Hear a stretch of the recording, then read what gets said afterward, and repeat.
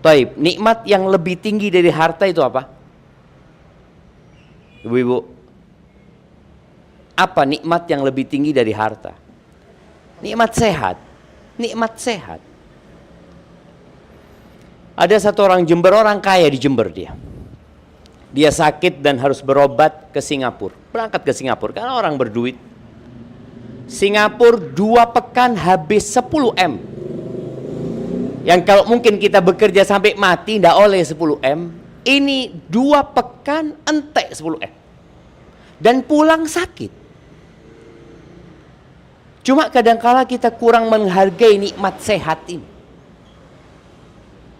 Kita berpikir kalau dapat uang itulah nikmat yang perlu kita syukuri. Tiap hari kita sehat itu jauh lebih nikmat daripada uang yang kita dapatkan.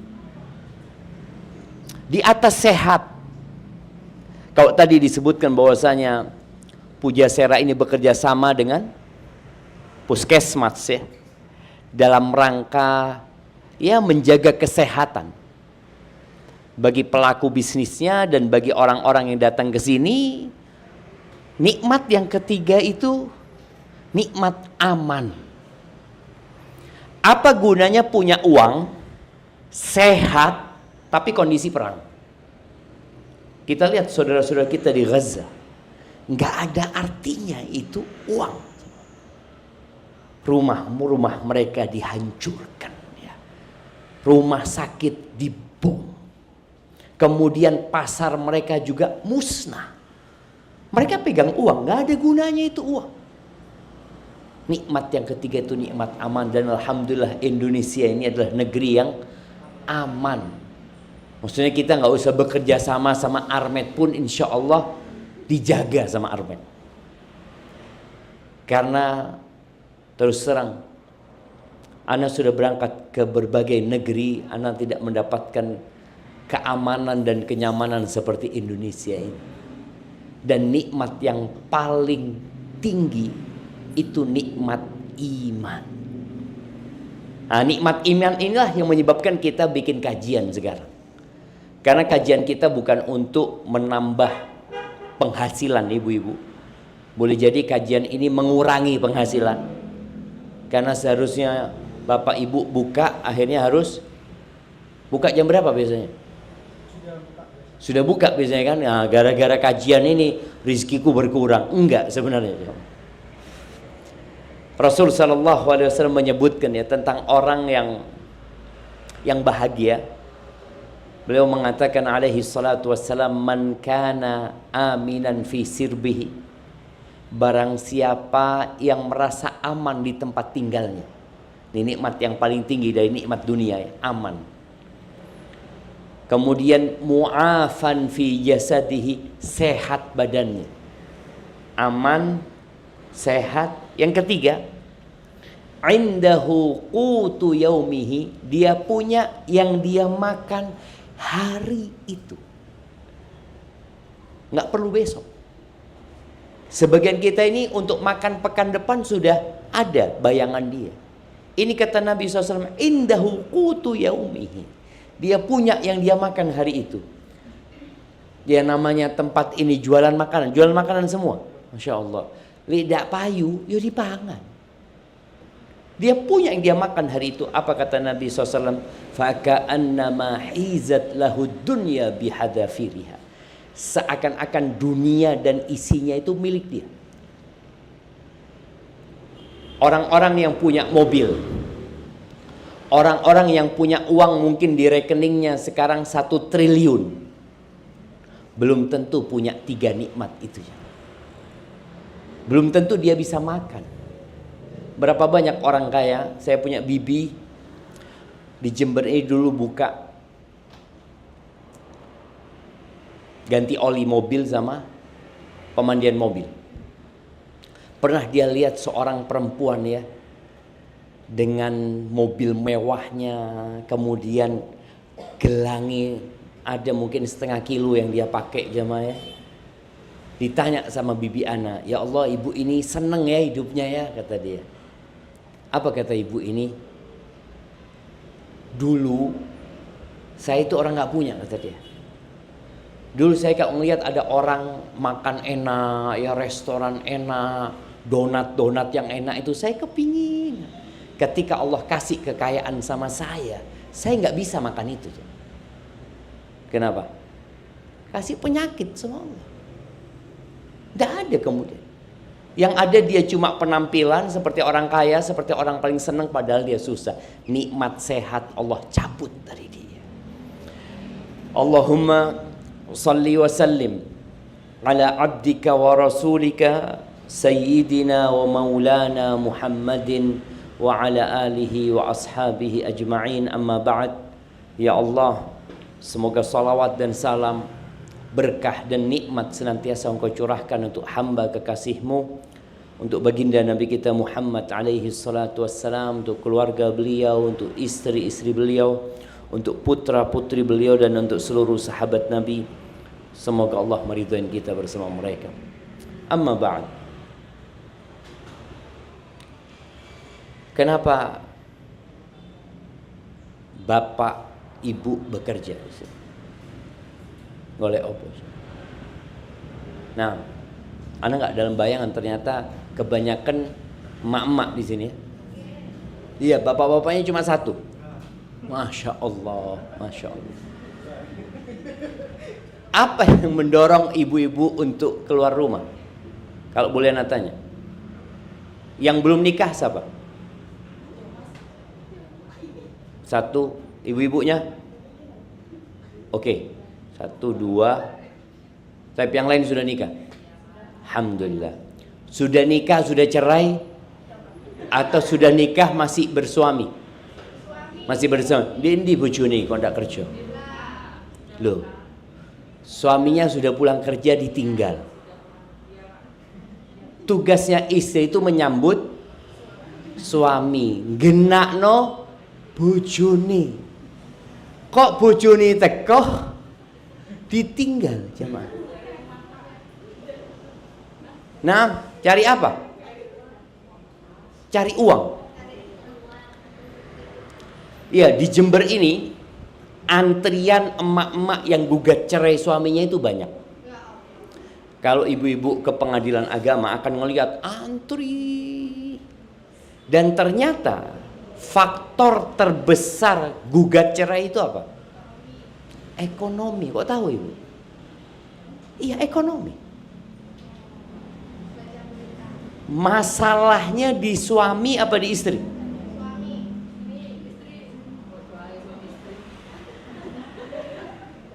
Iya, masalahnya di hati sebenarnya. Masalahnya di hati. Ketika seorang tidak ridho dengan apa yang Allah berikan, ketika seorang melihat kepada tetangganya yang lebih senang, ketika matanya memandang kepada yang lebih di atas dia dari sisi ekonomi, maka dia akan jadi orang yang menderita. Dia berpikir kalau saya cerai, saya pisah, saya akan jadi orang yang hidupnya nyaman. Enggak. Karena kebahagiaan itu bukan di harta. Kalau kebahagiaan itu di harta, berarti cuma orang kaya yang bahagia. Orang miskin tidak akan pernah bahagia. Berarti Allah nggak adil. Sedangkan kita lihat jumlah orang kaya dan orang miskin lebih banyak orang kaya. Berarti kebanyakan penduduk Indonesia ini nggak bahagia. Ternyata tidak. Kebahagiaan itu letaknya bukan di harta. Kebahagiaan itu letaknya bukan di popularitas. Sekarang ya banyak perempuan-perempuan ya, kalau nganggur pasang handphone terus joget-joget. Kadang-kala anak lihat ya, di mana di Jember ini ada emak-emak taruh kamera joget-joget. Cari apa dia jemaah? Dia cari popularitas. Jadi dia cari ketenaran. Dia pikir dengan banyak yang kenal dia jadi bahagia. Enggak. Artis-artis di Korea itu banyak bunuh diri. Maka ketahuilah bahwa kita diciptakan oleh Allah untuk satu tujuan. Apa tujuan? Rizki itu sudah ditanggung. Kalau tujuan kita kerja, kita sama aja dengan sapi atau kerbau. Allah menciptakan kerbau buat kita. Allah menciptakan ayam yang kita makan tiap hari itu buat kita. Allah menciptakan ikan-ikan di lautan buat kita. Makanya manusia itu tiap hari berangkat ke lautan. Dia berburu ikan, jutaan ikan ditangkap, tapi tetap Allah kasih. Siapa yang ngasih makan ikan di lautan? Allah Azza wa Jalla. Sedangkan Allah menciptakan manusia untuk beribadah kepada Allah Azza wa Jalla. Jadi Allah menciptakan dunia ini untuk kita, agar kita bisa menikmati apa yang Allah ciptakan dalam rangka mengabdi kepada Allah Subhanahu wa taala. Allah mengatakan, "Wa ma khalaqtul jinna wal insa illa liya'budun." Tidaklah aku ciptakan bangsa jin dan manusia kecuali untuk mengabdi kepadaku. Ma uridu minhum min rizqin, kata. Aku nggak butuh mereka kerja untuk kasih rizki sama Allah.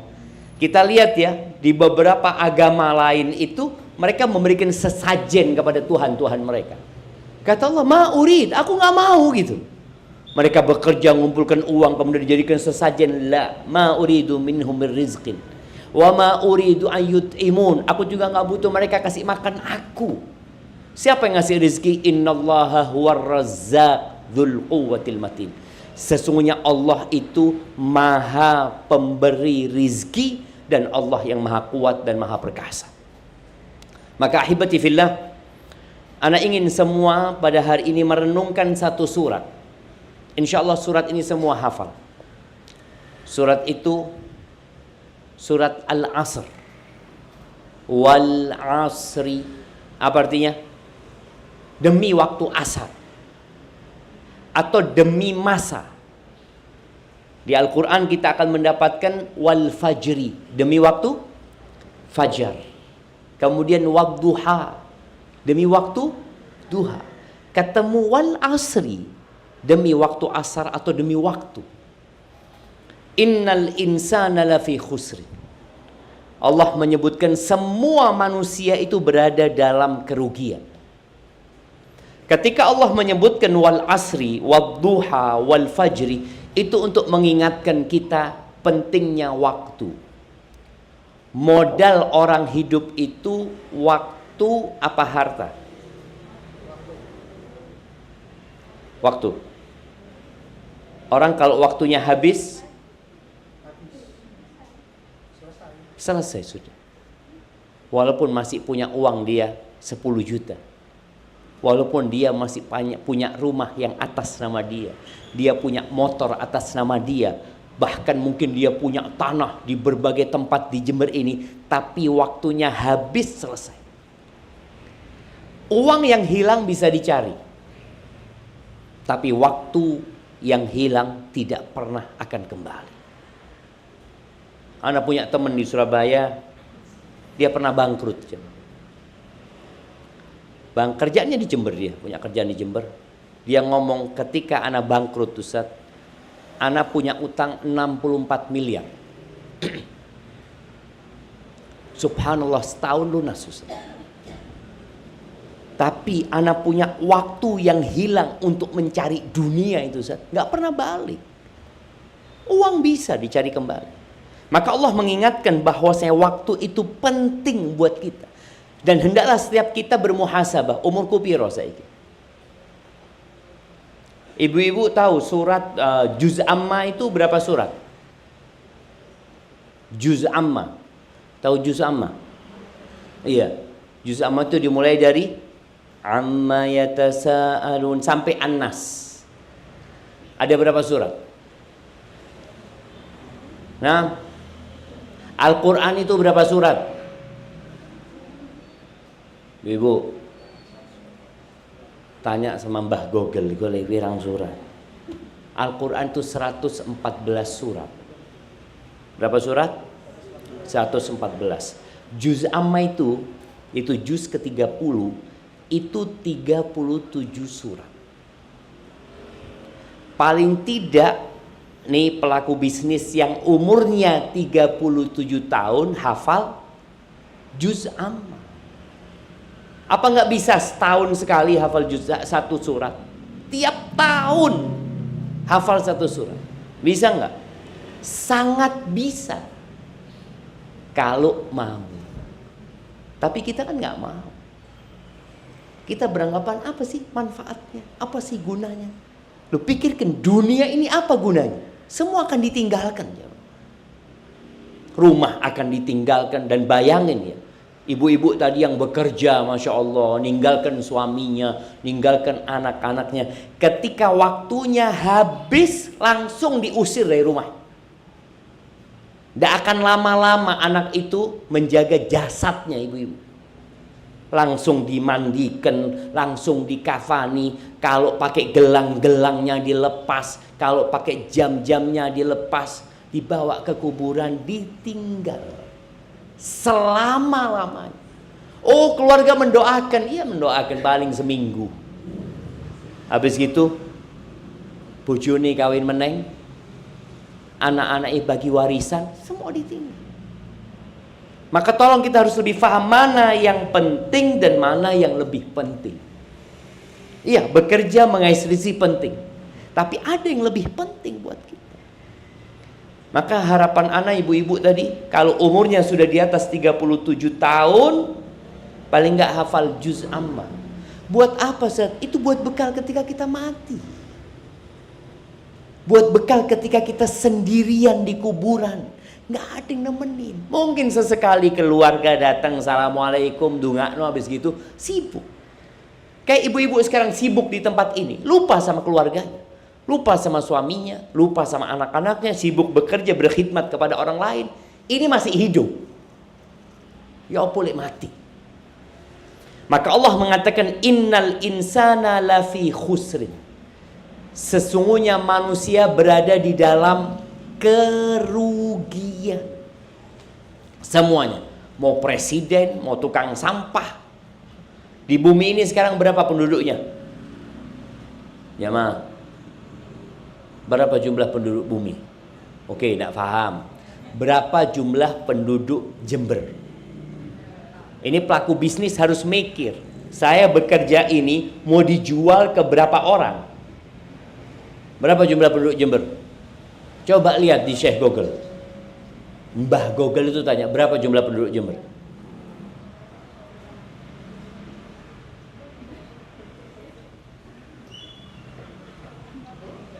Nah, berapa?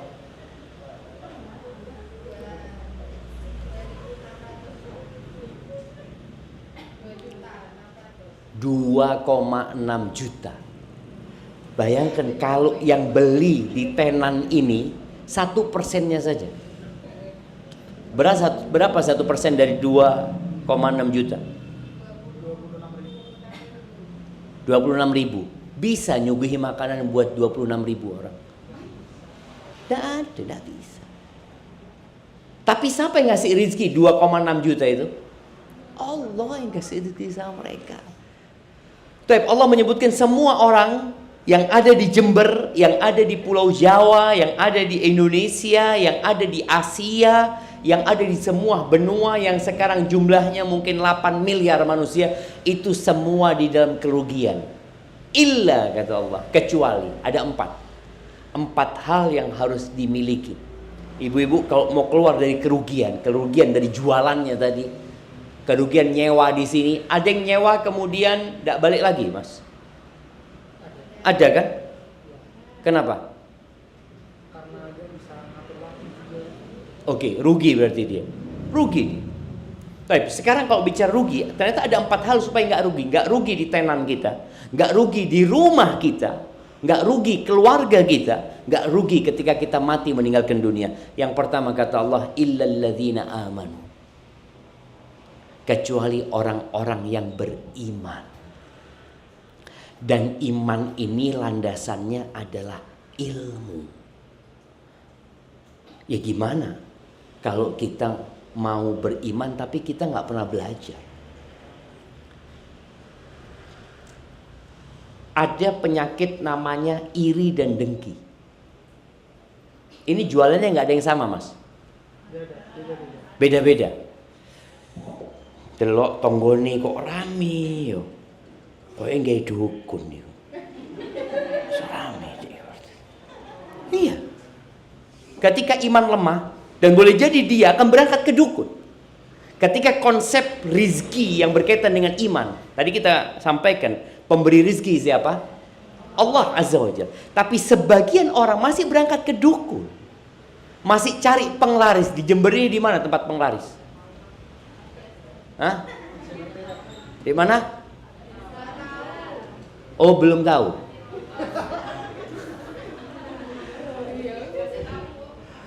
Nah, penglaris itu seharusnya ada di mana? Ya di atas sejadah kita. Tapi sebagian orang berangkat ke dukun ya. Ada yang ke gunung, ada yang ke pantai, ada yang ke tempat-tempat yang keramat. Karena dia berpikir di tempat itulah ada rizki. Lah.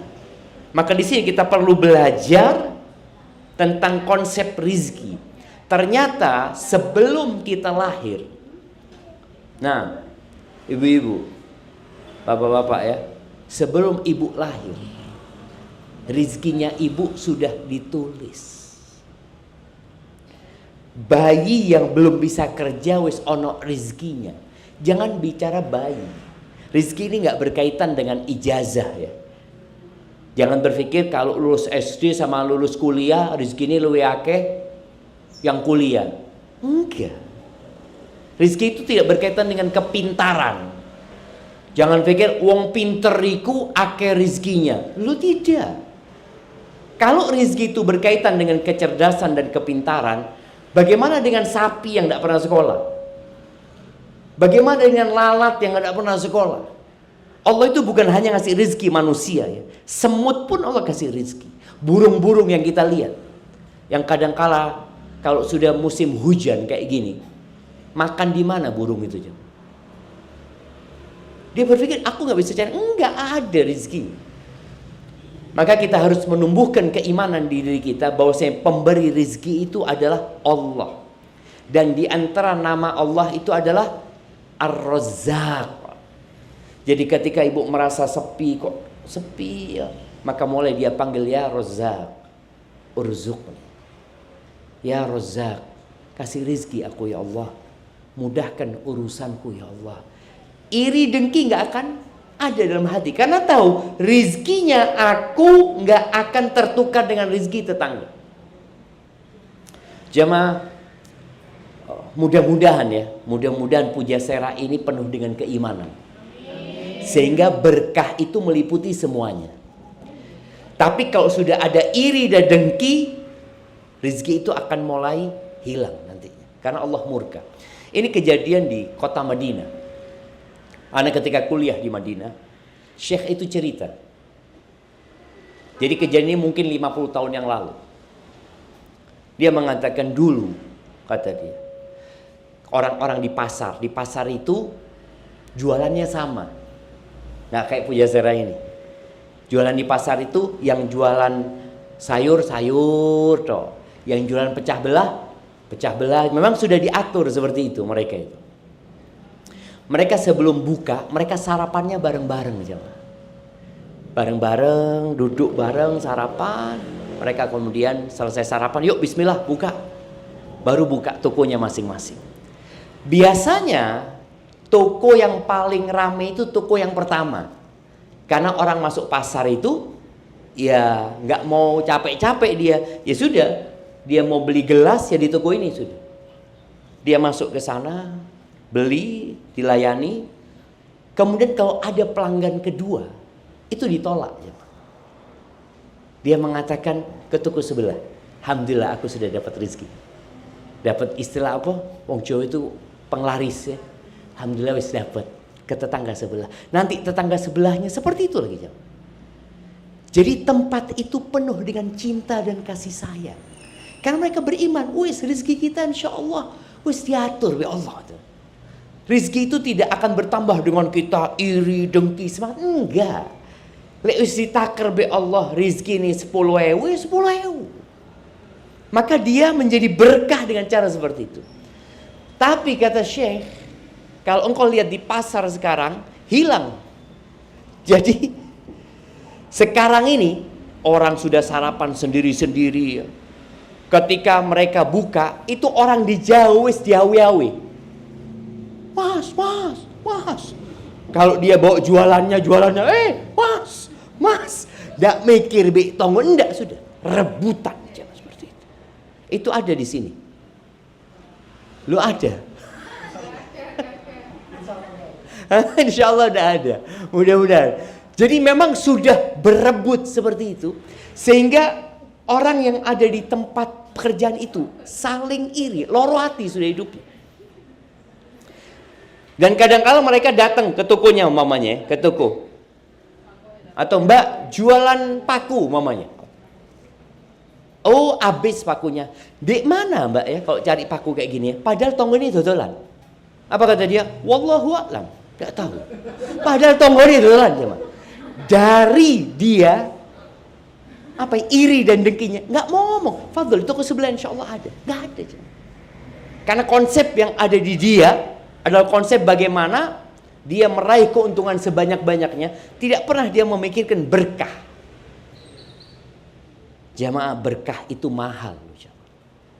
Berkah di rizki itu ketika pulang tidak nggawa penyakit.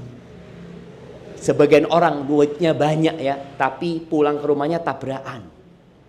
Akhirnya motornya harus diperbaiki. Pulang ke rumahnya ribut sama suaminya. Itu tanda-tanda rizki ini tidak barokah gitu loh. Maka hendaklah kita kembali kepada iman bahwasanya Allah yang memberikan rizki. Dan kita diciptakan sudah ditanggung rizkinya sama Allah. Dan tugas kita adalah beribadah kepada Allah. Niatkan ketika keluar dari rumah, niatkan mencari rizki dengan niat yang baik. Apa niat yang baik? Yang pertama, ya kalau bicara suami ya, yang bertugas untuk memberikan nafkah itu siapa ibu-ibu? Suaminya ibu-ibu nggak ngasih nafkah? Terus sekarang ngapain? Cari tambahan. Buat apa?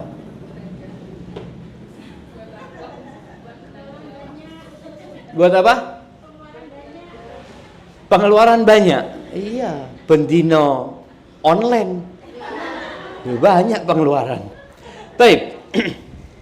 Niat mencari rezeki. Ini dari awal tadi kita bicara ada 4 kriteria agar orang tidak merugi. Yang pertama adalah ilmu. Ilmu yang menjadi landasan keimanan. Hendaklah semua memperbaiki niatnya. Rasul sallallahu alaihi wasallam ketika melihat seorang laki-laki bekerja dengan semangat, dengan sungguh-sungguh, maka Nabi SAW mengatakan kepada para sahabatnya, kalau orang ini keluar rumah bekerja dalam rangka memberikan nafkah kepada anak-anaknya yang masih kecil, niatnya itu ngasih nafkah, fahuwa fi sabilillah, maka orang ini di jalan Allah. Kalau dia mati, insya Allah mati baik, karena dia di jalan Allah Azza wa Jalla. Yang kedua, kalau dia keluar rumah dalam rangka memberikan nafkah kepada kedua orang tuanya yang sudah sepuh. Karena kalau dua orang tua sudah sepuh, udah nggak mampu, mau nggak mau anak harus kerja gitu loh, untuk memberikan nafkah kepada orang tuanya. Niatnya untuk memberikan nafkah kepada kedua orang tuanya, fahuwa fi sabilillah, maka dia di jalan Allah Azza wa Jalla. Yang ketiga, kalau dia keluar rumah, mungkin dia belum menikah, mungkin juga orang tuanya kaya. Dia keluar rumah bekerja dalam rangka untuk menjaga kehormatan dirinya, agar dia tidak jadi benalu di masyarakat, agar dia tidak makan haram, agar dia tidak jadi beban di keluarganya. Aku kerja supaya nggak ngerepotin keluarganya, menjaga kehormatan dirinya. Kata Nabi SAW, fahuwa fi sabilillah, maka orang ini di jalan Allah. Yang keempat, tapi kalau dia keluar rumah, kerja, mengais rezeki dalam rangka berbangga-banggaan dengan hartanya, mau ganti sepeda motor sing luwe api karena tonggone baru beli sepeda motor. Ada yang kerja seperti itu coba. Ngelihat tetangganya rumahnya direnovasi, maka dia daftar kerja ke Korea, ke Taiwan, ke Malaysia. Tujuannya untuk berbangga-banggaan, bukan untuk memberikan nafkah, tidak. Kata Nabi SAW, fahuwa fi sabilis syaitan, maka orang ini di jalannya setan. Maka coba, kenapa ibu-ibu kerja? Kalau tujuannya tadi untuk kesenangan, ternyata untuk berbangga-banggaan, Karena kadangkala kita ngelihat tonggo ganti sepeda motor, kita loro telung dino. Periksa ke dokter, kenapa? Gak ono katanya. Terakhir kasih tahu tetangganya baru ganti motor. Oh, ada hasud, ada iri. Maka tolong semuanya memperhatikan. Kenapa dia bekerja? Dan pentingnya ilmu ini, ya ilmu dagang umpamanya. Harus belajar. Makanya kenapa pihak manajemen tempat ini berusaha untuk memberikan ilmu? Karena tujuannya untuk kebaikannya ya para tenan di sini. Bagaimana pulang berkah. Dia tidak melakukan penipuan. Dia tidak melakukan perbuatan yang dibenci oleh Allah Azza wa Jalla. Dia tahu mana yang halal dan mana yang haram. Ibu-ibu tahu Taman Gading? Tahu? Di sebelah Taman Gading itu atau setelah Taman Gading itu ada pabrik roti di sana. Tahu ya? Ana pernah suatu hari sore-sore parkir di sana karena istri Ana turun beli sesuatu, nggak usah. Pas waktu itu waktu pulang orang kerja dari pabrik, keluarlah ini. Rata-rata yang bekerja adalah mak-mak ya. Keluar. Setelah keluar, Ana perhatikan karena Ana di mobil mereka nggak kelihatan ya. Ada yang mengeluarkan roti dari susunya ya. Masuk di tas, mengeluarkan roti dari perutnya. Loh, ini kok iso ngomong? Ternyata dia bawa yang haram. Yang mungkin anaknya dikasih makan yang haram. Mungkin orang tuanya dikasih makan yang haram. Dan mungkin ketika dia ngambil dia bangga. Padahal daging mana saja yang tumbuh dari yang haram, neraka tempatnya. Maka mohon nanti ya, ini kajian perdana, nanti ada kajian lanjutan yang akan membahas mana yang boleh dan mana yang tidak boleh. Kadangkala ada kembalian ya. Ada orang beli kemudian tidak ada kembalian. Kembaliannya cuma 2.000. Mas tidak ono susu mas. Padahal ono susu. Terus yang tidak apa-apa, ikhlas sudah. Kalau benar nggak ada kembaliannya dan dia ikhlas, alhamdulillah rezeki. Tapi kalau ternyata ada kembaliannya dan kita mengatakan tidak ada kembaliannya, haram yang 2.000, cuma 2.000 haram. Baik, itu yang pertama, ilmu, pentingnya ilmu. Maka kita perlu belajar. Dan harapan Ana sekali lagi, ibu-ibu ini, para pelaku tenan ini, pelaku bisnis ini bisa menghafal surat juz amma. Sekarang mudah jamaah ngafal no. Tinggal taruh headset di telinga, rungokno. Wadduha wallaili idza saja. Sak jam dengerno insyaallah hafal. Nanti dibaca artinya, itu bekal kita. Yang kedua setelah berilmu, kata Allah Azza wa Jal, illal ladzina amanu. Yang kedua apa? Wa amilus solihat. Ilmune diamalno. Udah tahu halal haram, udah tahu bahwasanya iri itu tidak menambah rizki kita, dengki itu tidak akan membuat kita tambah kaya, yang ada kita akan tambah susah dan menderita. Jangan iri. Semua jasad itu ada sifat irinya.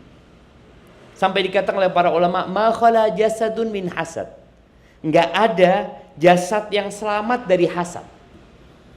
Tapi orang beriman itu ketika ngelihat orang lain senang, dia berusaha, ya Allah, Engkau yang kasih rizki sama dia, ya Allah, kasih rizki buat aku, ya Allah. Jadi enggak ada pikiran buruk kepada orang itu, enggak ada suudzon sama orang itu. Dia selalu berbaik sangka sama orang lain karena dia punya ilmunya. Maka tolong diamalkan. Dan di antara yang perlu diamalkan buat kita semua itu, baca zikir pagi petang.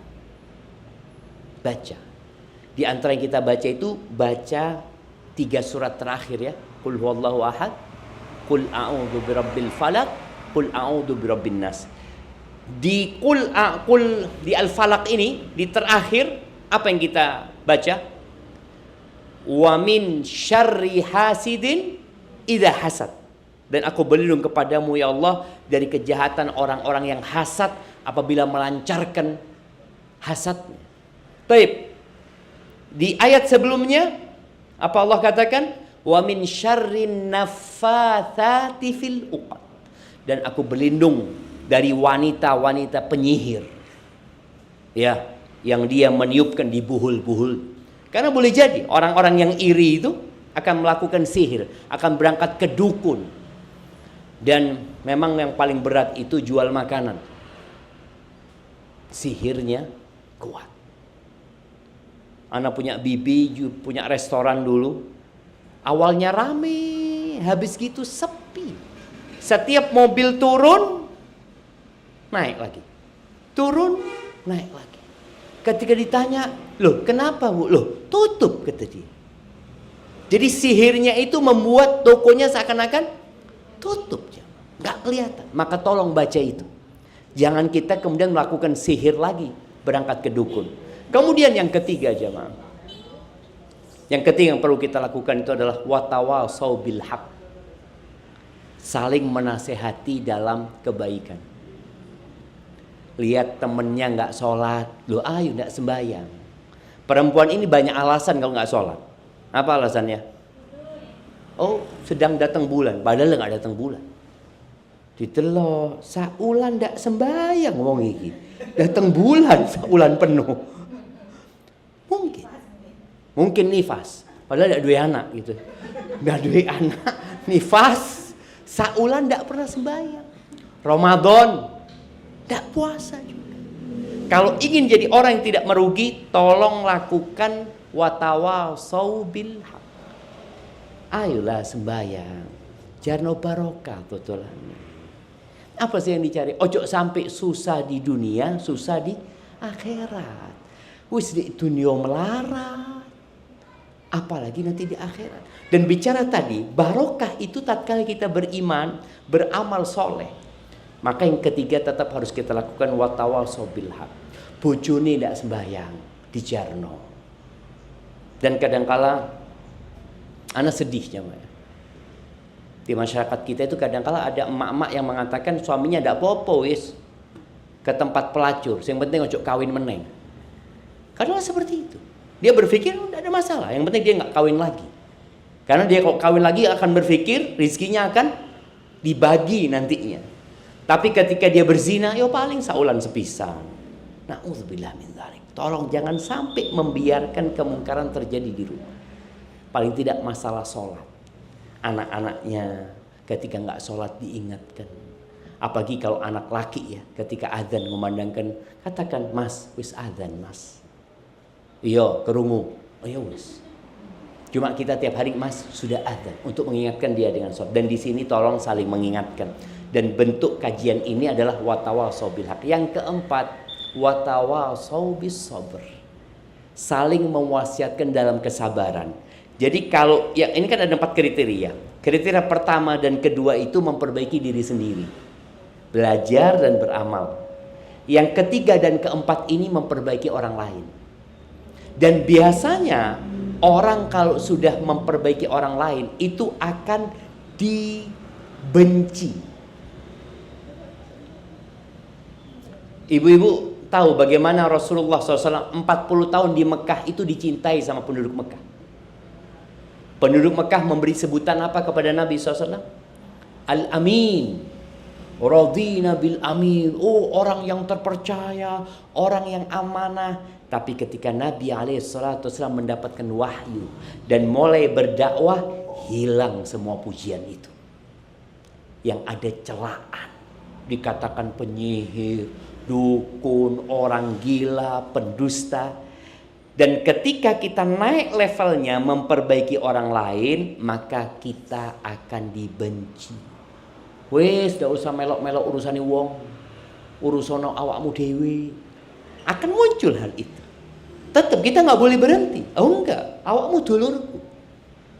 Engkau beriman, aku beriman, dan aku melihatmu melakukan kecurangan. Umpamanya melihat temannya melakukan kecurangan di tempat ini, jangan pura-pura tutup mata, jangan. Ya katakan bertakwalah kepada Allah, jangan, enggak boleh. Ya orang nggak akan suka, nggak ada masalah. Tapi kita sudah melaksanakan tugas kita. Tapi semoga 4 kriteria itu bisa kita kumpulkan. Lalu jamaah berkaitan dengan hubungan antara anak buah dengan atasan. Hubungan antara pembantu dengan pemilik. Itu atau antara pemilik dengan pembantu. Itu juga harus dipelajari.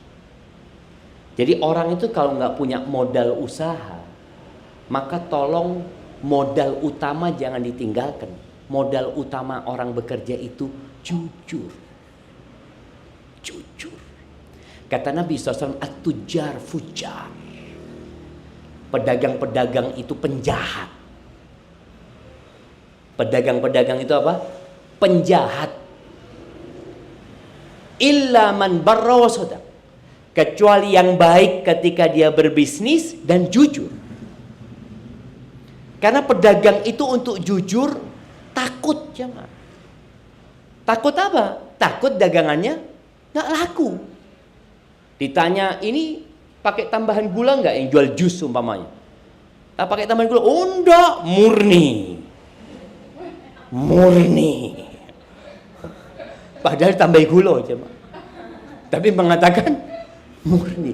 Kenapa? Kalau dia ngomong tambah gula, takut orang ini nggak balik lagi. Padahal orang ini ketika bikin jus di rumahnya, kok kecut ya? Aku lihat tuku di kono manis, kata dia. Oh paling gak dukun di kono. Padahal enggak, gak gula. Dan gak dukun. Jadi tadi para pedagang itu dikatakan mereka penjahat kecuali yang jujur dan baik ketika melakukan bisnisnya. Maka tolong kejujuran ini dijaga. Dan ya ada bos yang tidak hadir di sini. Ada kan? Ada yang model yang jaga itu orang lain. Maka dituntut kejujuran dia itu lebih lagi. Tapi kalau bos ya mau nggak mau karena dia sendiri yang punya, dia yang jualan, maka dia akan berusaha untuk sejujur-jujurnya kepada diri sendiri. Dan orang yang menjalankan amanah ini berkah lagi rizkinya nanti. Dan itu mungkin yang Ana dapat sampaikan nanti untuk pembahasan halal haram pada kesempatan yang lainnya. Ana akan buka sesi tanya jawab buat jamaah yang hadir di sini atau buat para pelaku bisnis, dan Ana bersyukur sekali jamaah bisa menyampaikan ini kepada orang-orang yang mungkin kalau pengajian di masjid tidak teko. Kenapa? Karena sih dodolan.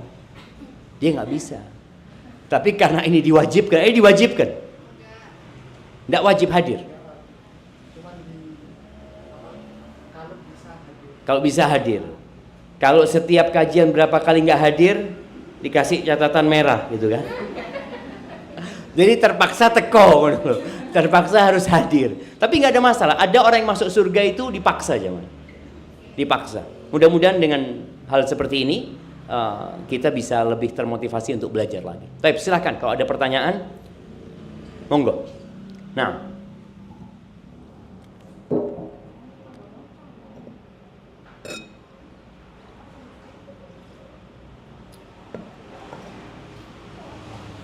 Nah, silakan jamaah. Silakan apapun yang ditanyakan, khususnya yang berkaitan dengan kehidupan kita sebagai hamba Allah Azza wa Jalla. Monggo. Iya, silakan, Pak. Waalaikumsalam warahmatullahi wabarakatuh. Ya Ustaz, ini saya mau tanya. Kadang kan orang itu khawatir untuk rezeki yang akan datang gitu Ustaz. Itu berdosakah yang punya pikiran kayak gitu? Terus gimana caranya biar nggak khawatir gitu Ustaz? Kadang kan apa ya? Karena belum terjadi gitu ya. Jadi mesti ada pikiran terus gitu Ustaz. Terima kasih. Assalamualaikum. Masya Allah, barakallahu fiik. Iya, jadi kekhawatiran kepada masa depan ini termasuk ujian dari Allah Azza wa Jalla. Allah Azza wa Jalla mengatakan, "Walanabluwannakum bisyai'in minal khauf." Kami akan memberikan ujian kepada kalian yang bentuknya itu rasa takut, cemas. Takut gimana anak-anak nanti mau sekolah ya. Takut gimana saya kalau sakit. Ada banyak kekhawatiran yang berkaitan dengan masa depan sebenarnya. Maka kalau kita belajar, ternyata konsep mencari rizki yang paling utama itu bukan bekerja, tapi tawakal. Makanya kita kalau keluar rumah, apa yang kita baca? Bismillahi tawakkaltu 'ala Allah. La haula wala quwata illa billah. Kita mengatakan dengan nama Allah, aku serahkan semuanya kepada Allah. Tidak ada daya, tidak ada kekuatan kecuali dengan Allah Azza wa Jalla. Artinya, ketika ibu buka toko, buka tenannya, dan Allah katakan nggak ada orang yang datang, nggak ada orang yang datang. Mau kita buka sebelum subuh, mau kita buka sampai tengah malam, tapi Allah katakan nggak ada yang datang ke toko itu, nggak ada yang datang. Maka kita harus benar-benar menyerahkan semuanya kepada Allah. Dan ketika rizkinya ibu habis, berarti ajalnya datang. Jadi ketika ibu masih punya rizki, ibu nggak akan mati. Pernah melihat orang di rumah sakit ya, tahu-tahu sehat, seger, ya Allah, bapak sehat wes, alhamdulillah. Telepon anak-anaknya, alhamdulillah bapak wes sadar. Bapak kepingin apa pak? Bapak kepingin jus. Jus apa di sini? Ada yang jualan jus di sini? Apa yang ada di sini? Es teler. Bapak kepingin es teler yang di depannya Armet sana. Dibelikan. Makan, mati. Ternyata memang dalam catatan rizkinya, bapak itu masih ada es teler yang belum masuk perutnya. Iya, itu konsep rizki seperti itu. Berarti dia nggak akan mati sampai makan es teler. Itu terjadi, maka kita harus yakin. Maka tatkala orang bertawakal kepada Allah, dia menyerahkan kepada Allah, dia tenang. Dia akan tenang. Maka besok gimana? Besok ya terserah Allah. Kalau masih ada waktuku, rizkiku ada. Pasti ada. Dan Nabi SAW mengatakan tentang tawakal. Tawakalnya bukan amalan lisan ya. Tawakalnya amalan hati. Jadi jangan pernah oleh ngonosa turu-turuan aja deh oma. Ya enggak. Tawakal itu orang bekerja itu harus tawakal hatinya. Raganya berusaha tapi hatinya bekerja.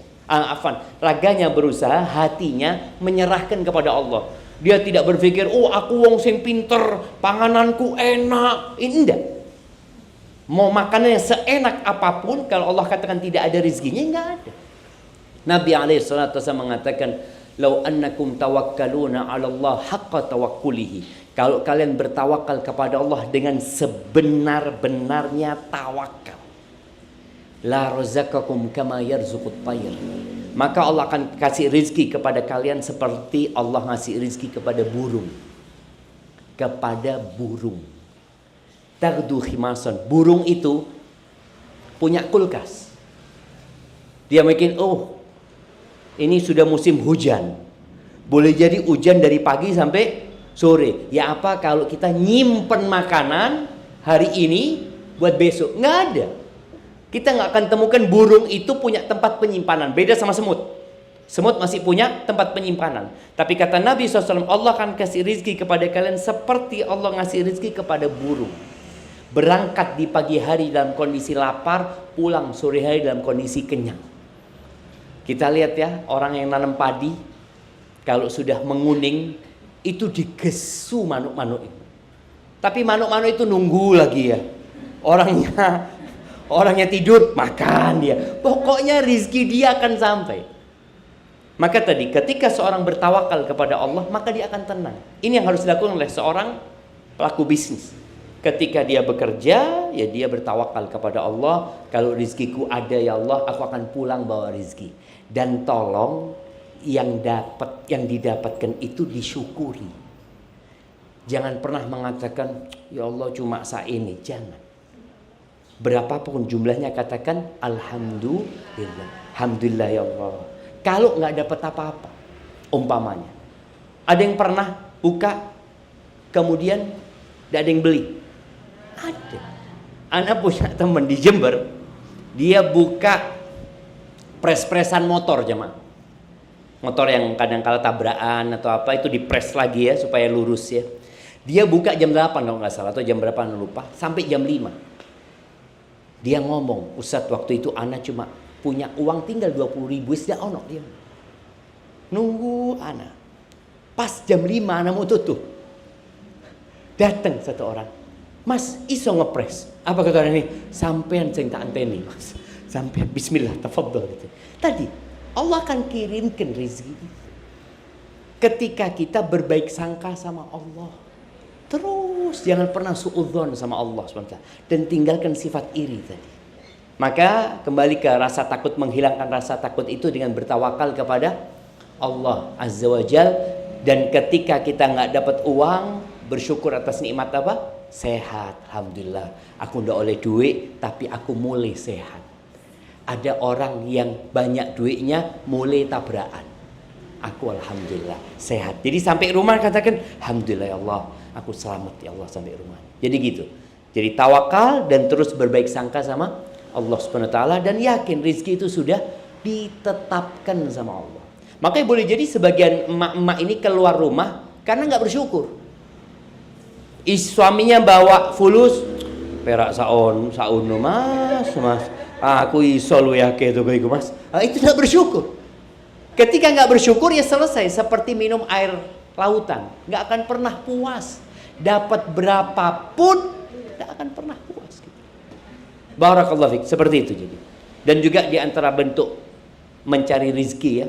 Jadi ketika umpamanya nunggu, digunakan buat apa? Sebagian orang dengan adanya handphone sekarang, waktunya habis, nggak ada manfaat. Maka tolong manfaatkan waktu dengan istighfar. Karena di antara pintu rizki itu istighfar. Baca sudah astagfirullah wa atubu ilaih, astagfirullah wa atubu ilaih. Alhamdulillah, boleh jadi nggak ada yang beli, tapi kita bisa istighfar 1000 kali. Lebih nikmat mana aja? Lek rame dak iso istighfar. Sampai sembayang pun telat. Boleh jadi yang di sebelahnya ndak dapat uang, tapi dapat istighfar. Pulang dapat istighfar 1000 kali. Yang di sebelahnya rame gowo duit pulang ke rumahnya. Mana yang lebih baik? Istighfar yang dibaca dengan uang yang dibawa pulang. Istighfar lebih baik. Barakallahu fiik. Nah, monggo, sepertinya ini pertanyaan terakhir. Tafadhol. Ada orang kerja sebagai staf notaris. Nah, jadi setelah udah beberapa tahun kerja staf notaris, dia baru hijrah, terus dengar kajian, baru dengar kalau ternyata kerja di notaris karena ada perjanjian hutang-hutang dengan bank ada bunganya. Oh, ternyata kerja di notaris ini haram. Gitu. Terus setelah tanya saran-saran, ini kalau mau berhenti gimana? Apa langsung berhenti? Karena kan ada hal-hal yang harus dipertimbangkan. Kayak kalau misalkan udah berhenti, terus nanti makan di rumah gimana? Gitu. Terus sempat dengar ngobrol sama salah satu orang yang lumayan tahu agama. Katanya kalau misalkan kamu sudah tahu kerja di notaris haram karena perjanjian ada bunga, selama kamu punya niat untuk berhenti tapi belum berhenti, udah ada planning, oh dalam sekian bulan lagi saya akan berhenti karena haram. Nah, dalam jangka waktu dari niat Penungguannya itu penantiannya, katanya itu nggak ditulis dosa. Nah, siap, barakallahu fiik. Yang pertama perlu diluruskan, kerja di notaris ini tidak haram.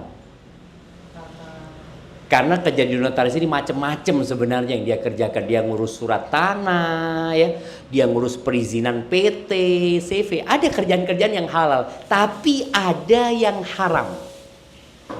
Jadi yang perlu dilakukan ketika orang kerja di sana, dia harus memilah-milah. Umpamanya dia disuruh ngerjain ini, afwan, yang ini anak tidak mau. Jadi dia menolak ketika yang dia lakukan sesuatu yang tidak diperbolehkan dalam agama. Tapi kalau ngurus PT, ngurus CV, ngurus tanah, itu kan nggak ada masalah.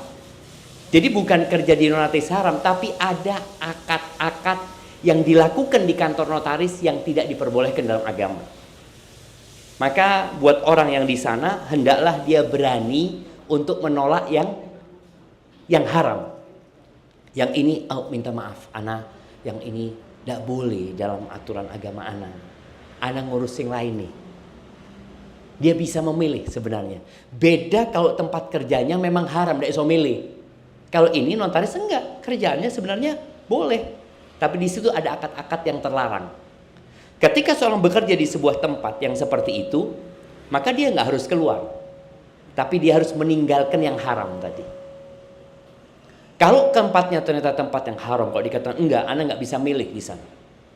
Anda tetap harus ngerjakan yang seperti itu. Apa yang harus dia lakukan? Ya dia harus keluar. Kalau berkata, ya opo Zat ya, kalau saya keluar, nanti makan apa keluarga saya?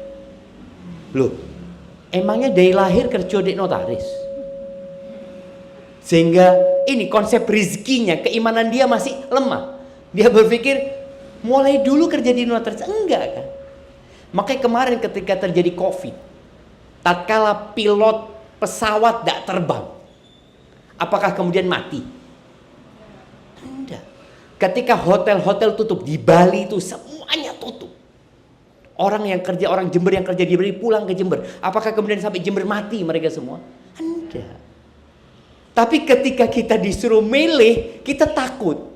Itu kan orang yang di PHK umpamanya. Ketika di PHK, apakah langsung entek rezekinya? Tidak. Jadi rezeki itu bukan gaji. Ini kan orang gaji tadi. Dia berpikir, gimana saya kalau berhenti dari sana, bagaimana saya hidup? Loh, yang ngasih rezeki sampean sopo? Allah Azza wa Jalla.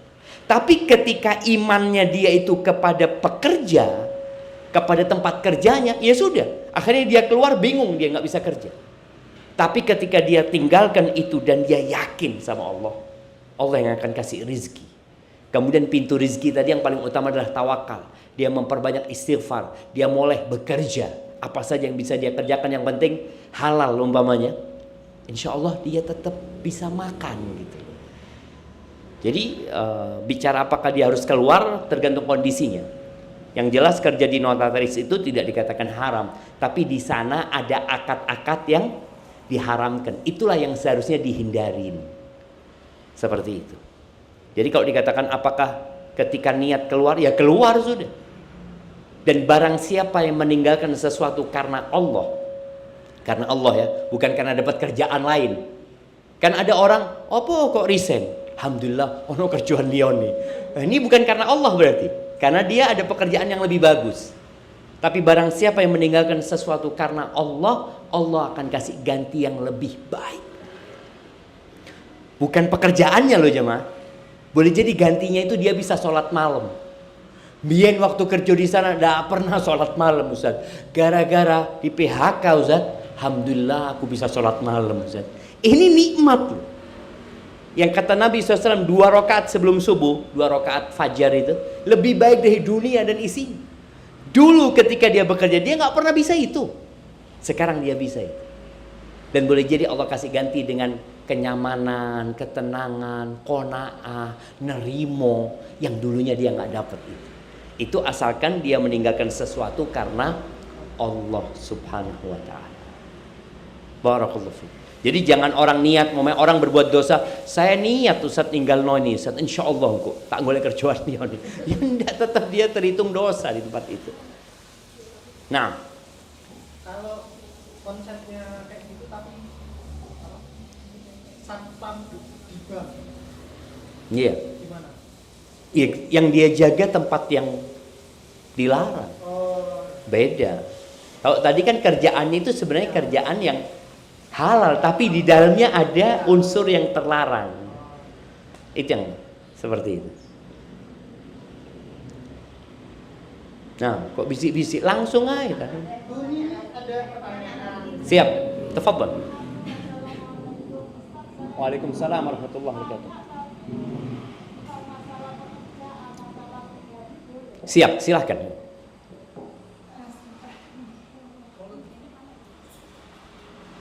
Saya itu punya tabungan. Tabungan itu kalau suami saya meninggal, apa-apa harus. Tabungan itu uangnya siapa? Enggak, uangnya kita bekerja sama suami. Oh, jadi ibu kerja sama suami, uangnya ditabung bareng-bareng. Dulu tuh punya rumah besar saya jual. Punya siapa rumah itu? Punya saya sama suami. Oke, berarti punya berdua. Nah, yang harganya tuh lumayan. siap. Itu saya simpan. Oke, disimpan. Nah itu kira-kira namanya waris apa enggak? Ketika suami meninggal Iya. atau ibu meninggal? Suami meninggal. Ketika suami meninggal, yang waris itu yang uangnya suami. Kalau itu kan uangnya dua orang, umpamanya uang itu 100 juta anggap, punya milik dua orang. Berarti yang waris itu dipersentasekan. Punya suami kira-kira masuk rumah itu 60%. Berarti yang 60 juta warisan, yang 40 juta punya ibu. Karena dalam Islam itu dihargai hak milik. Suami punya harta, istri punya harta. Sebaliknya, kalau ternyata istrinya yang meninggal dunia, berarti kan warisan istrinya, berapa milik istrinya? 40%, 40 juta. 40 juta inilah yang warisan. Suami dapat bagian berapa, anak-anak dapat bagian berapa.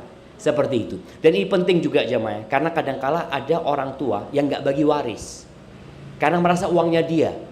Ibu umpamanya ya, suaminya meninggal dunia. Rumah itu padahal rumahnya suami sama istri. Iya kan? Kemudian sang ibu loh, mosok didol ibu sedek gini. Loh, haknya ibu itu cuma separuh. Separuhnya itu haknya ahli waris gitu loh.